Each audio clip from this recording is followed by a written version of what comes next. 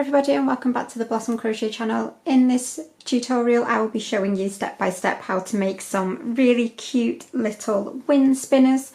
Now they're called wind spinners, but obviously you don't technically have to put them in the wind. You can have them inside as decoration if you want to, but obviously they want that breeze to make them do the little spins. So I'm going to be showing you, this is one that I've already completed in some lovely autumnal shades, but I'm going to be using some Christmas shades in the tutorial.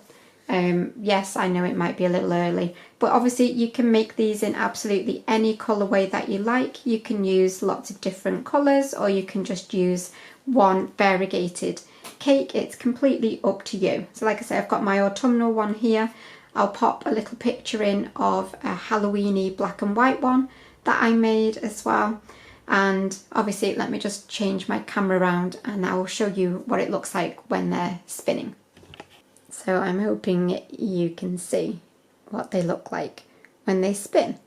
And I've got that really nice glittery edge on this one as well, which will always pick up that light. So yeah, this is what we're going to be making. And like I say, this is my autumnal shades one with the gold and the brown and the green. But you can make them absolutely any colours that you like. So this one is quite a long one, as you can see. Let me just do a little whoop. And that was made with a 3.5mm hook, and I did a chain of 80. However, obviously you might want it to be much smaller than that, so you can do your starting chain however long you want it to be. So it's very, very, very, very simple once you get going, and it is just 4 rows of stitches. So again, I'm using DK yarn and a 3.5mm hook, but like I said, you can use any yarn you like. So to start with, we're just going to chain, and like I say, you're going to chain as many as you want for your project.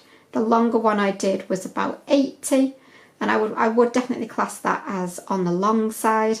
So I would say anywhere between sort of 50 and 80 chains is absolutely perfect. So you're just going to yarn over and pull through and just complete your chosen length. Okay, so I've done my chain. I've chosen to do 50 this time. And then we're going to work back along our foundation chain, and we're going to put a UK double into every single chain. So remember, that's UK double. In the US that will be your single. So into the second chain back from the hook, you'll insert your hook, yarn over and pull up, yarn over, pull through both, and you will work that into every single chain all the way to the other end.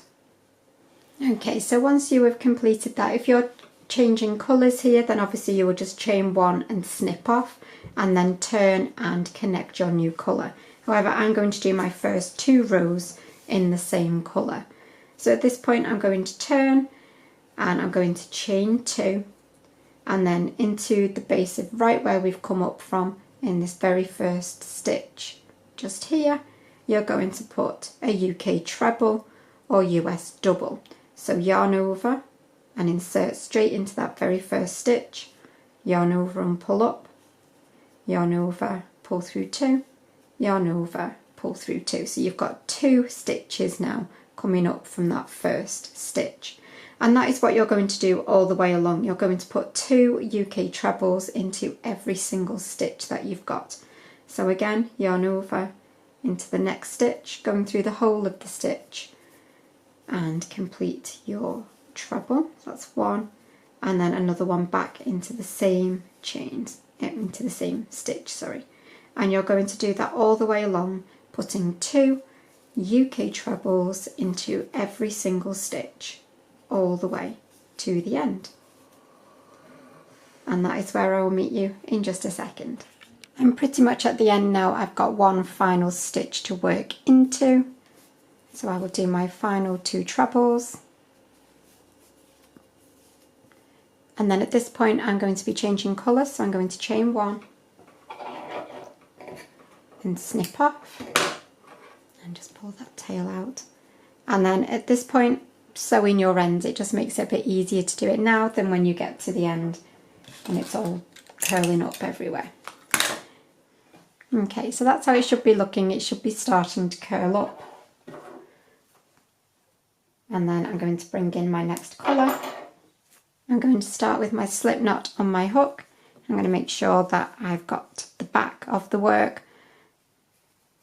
Yes, that is the back. You can see my trebles are facing away from me.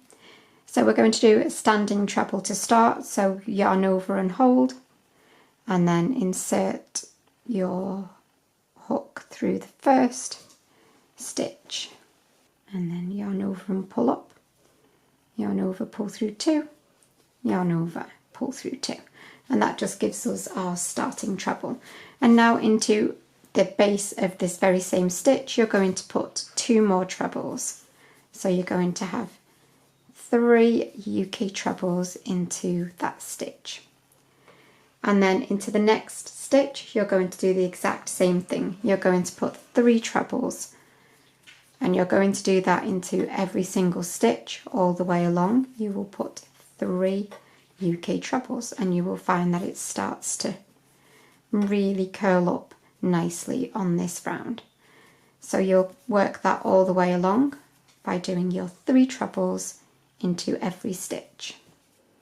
Okay, so I've worked that all the way along now, and I'm going to change colours again.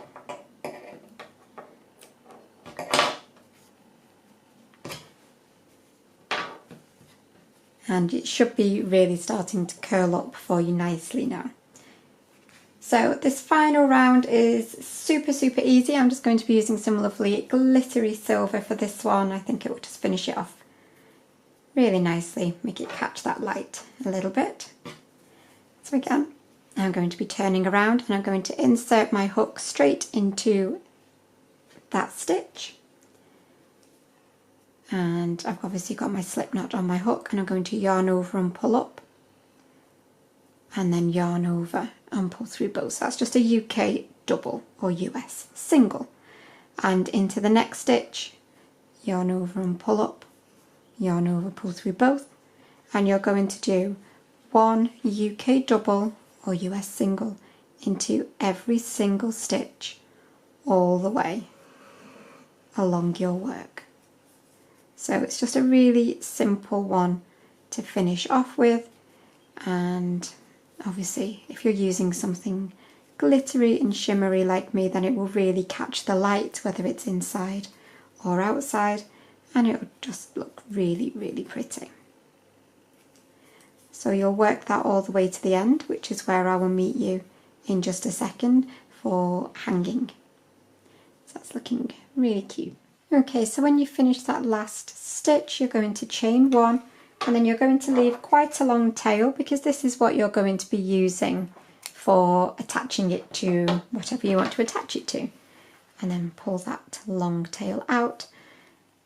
I'm just going to very quickly sew in my ends, but obviously not my long tail. Okay, so that's that done. You can see mine does not look very much like a wind spinner at this moment. So you're just going to start at the top where you've got your long tail, and literally just start wrapping it round.